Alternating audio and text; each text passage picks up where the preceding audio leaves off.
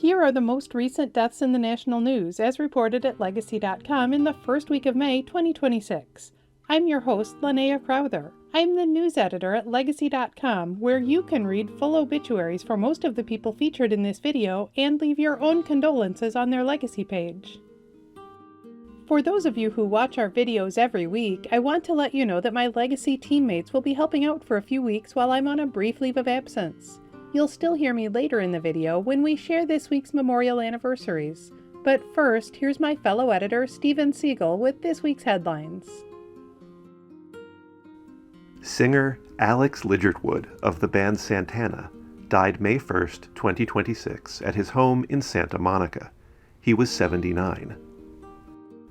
Best known as Santana's lead vocalist for many stretches between 1979 and 1994, he gave voice to some of the Latin rock band's most enduring chart hits, including Winning and Hold On. He is also being remembered for his years with the jazz fusion band Brian Auger's Oblivion Express.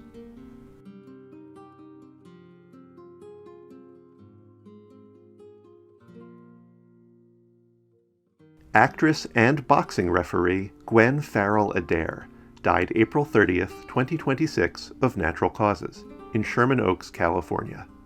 She was 93.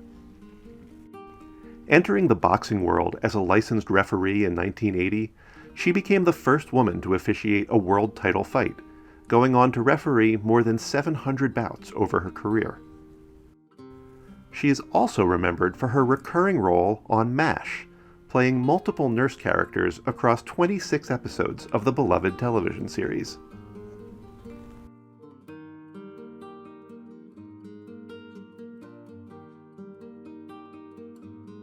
Biologist J. Craig Venter died April 29, 2026 in San Diego of complications from cancer treatment at 79. Venter co-led the landmark race to decode the human genome. His work pioneered a faster gene sequencing method that helped launch the modern era of personalized medicine. He's also remembered for leading the creation of the first living cell governed by a fully synthetic genome, a milestone that launched the discipline of synthetic biology. Venter was a veteran of the United States Navy.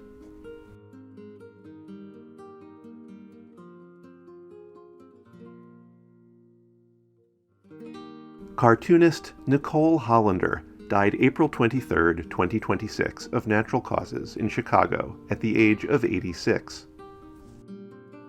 The creator of the comic strip Sylvia, she gave a sarcastic feminist voice to mainstream American newspapers for more than 3 decades. Legendary cartoonist Jules Feiffer called her work some of the nation's finest political satire. Hollander is also remembered as a mentor to younger cartoonists, including Alison Bechdel, who wrote the introduction to Hollander's memoir in 2018.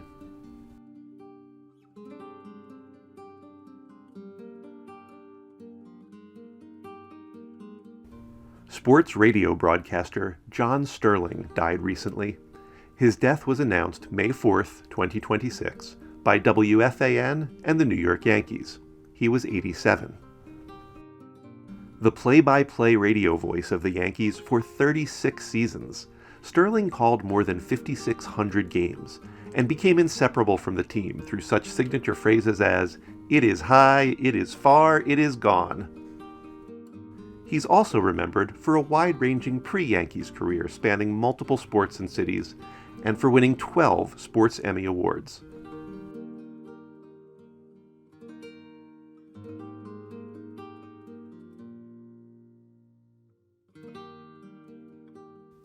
Entrepreneur Doris Fisher, the co-founder of the retail clothing giant The Gap, died May 2nd, 2026 in San Francisco. She was 94. Fisher was not only The Gap's merchandiser for the company's first 4 decades, she was also the person who came up with the name The Gap, in reference to the generation gap of the 1960s. She's also being remembered as a billionaire who donated hundreds of millions of dollars to supporting charter schools and the visual arts.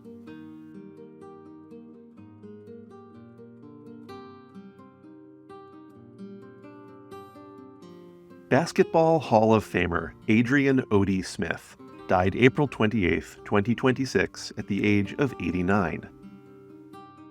He was a gold medalist with the U.S. Olympic basketball team at the 1960 Olympic Games in Rome, and he played 10 years in the NBA, mostly with the Cincinnati Royals.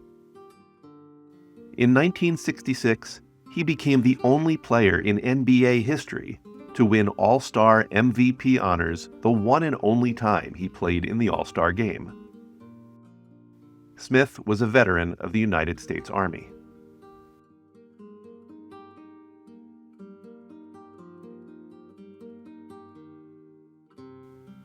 Media mogul Ted Turner, the founder of CNN, died May 6, 2026, at his home in Florida, 8 years after announcing he had been diagnosed with the progressive brain disease Lewy body dementia. He was 87. Turner was one of the most influential figures in modern media history, transforming his father's billboard company into a broadcasting empire that helped launch the era of cable TV and ushered in the field of 24-hour TV news. He's also being remembered as the ex-husband of actress Jane Fonda and as an environmental philanthropist who helped save the American bison from extinction.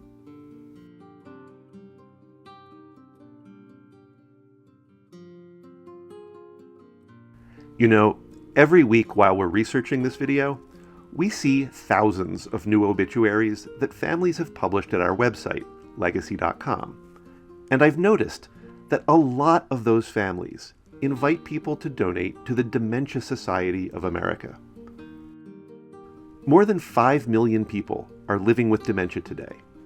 And that's why we've just created a new online memorial at Legacy that honors the lives of families and individuals whose stories are so worth remembering. Stories like this colorful mom and teacher from upstate New York, who made sure her family knew she wanted them to play the song Unchained Melody at her funeral. Like this Army veteran from West Virginia, who moved to D.C., went to work as a television engineer, and eventually became the first black vice president at NBC. And this beloved mother, who survived polio as a girl, opened 2 restaurants in colonial Williamsburg, and transformed her lifelong love of movies into an artistic passion, painting portraits of classic movie stars. To read these stories and thousands more at our memorial to the lives touched by dementia, just go to Legacy.com and click to visit the memorial. In addition to featuring current deaths in the news, Legacy.com also honors the lives and legacies of notable people who died in the past. Here are some of this week's anniversaries. 25 years ago this week, singer Perry Como died at the age of 88. One of the most popular vocalists of the 20th century, his hit songs included Till the End of Time, Catch a Falling Star, and I Love You So, and his variety shows were a huge presence on TV in the 1950s and 60s. 25 years ago this week, author Douglas Adams died at the age of 49. His best-selling series, The Hitchhiker's Guide to the Galaxy, is considered one of the most mind-blowingly funny sci-fi universes ever imagined, spanning books, radio, television, and movies. 45 years ago this week, reggae icon Bob Marley died at the age of 36. The most celebrated musician in the history of Jamaican music, he brought reggae to a worldwide audience through anthems like No Woman, No Cry, Redemption Song, and One Love. Rock and roll pioneer Ritchie Valens would have been 85 this week. The California-born star was still in high school when he recorded the classic La Bamba, becoming an American cultural icon. He tragically died in a 1959 plane crash at the age of 17, along with fellow musicians Buddy Holly and the Big Bopper. Singer Bobby Darin was born 90 years ago this week. He conquered both the pop and jazz charts with swinging hits like Splish Splash and his iconic Grammy-winning big band recording of Mac the Knife. He died in 1973 at the age of 37. British actor Albert Finney was born 90 years ago this week. One of the most acclaimed stage and screen actors of his generation, he earned 5 Oscar nominations for films including Murder on the Orient Express and Erin Brockovich. He died in 2019 at the age of 82. TV journalist and talk show host Tom Snyder was born 90 years ago this week. He is best remembered for NBC's The Tomorrow Show, where he talked candidly with cultural figures ranging from rock stars to politicians. He died in 2007 at the age of 71. Comedian Don Rickles was born 100 years ago this week. Legendary for his razor-sharp insult comedy, he entertained audiences for more than 6 decades as a nightclub performer, actor, and TV personality, not to mention playing Ham in the Toy Story films. Rickles died in 2017 at the age of 90. Every week in the United States, flags are lowered to half-staff to honor the lives of Americans whose communities are mourning their loss. Here are the most recent half-staff memorial flag honors. Flags in North Dakota have been lowered in honor and remembrance of State Representative Liz Conmey, who died in a plane crash along with her partner, Joe Cass. Flags in Minnesota have been lowered in honor and remembrance of U.S. Army Captain Willibald C. Bianchi, a World War II Medal of Honor awardee and prisoner of war, whose remains have finally been returned home more than 80 years later. Flags in Virginia have been lowered in memory and honor of Dr. Serena Wanzer Fairfax and all victims of domestic violence.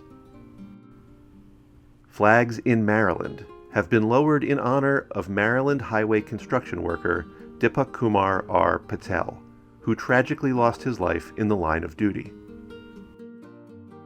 Flags in Illinois have been lowered in honor of Chicago police officer John G. Bartholomew. Flags in Maryland have been lowered in honor of Coordinated Highways Action Response Team member Robert W. Dempsey, who tragically lost his life in the line of duty. Flags in Massachusetts have been lowered in honor and remembrance of Massachusetts State Police Trooper Kevin Traynor, who was killed in the line of duty. Flags in Arizona have been lowered in honor of retired Major General Glenn W. Bill Van Dyke. Flags in Michigan have been lowered in honor and memory of former State Representative Steve Adamini. Flags in South Dakota have been lowered in honor of former state legislator Karen Munster.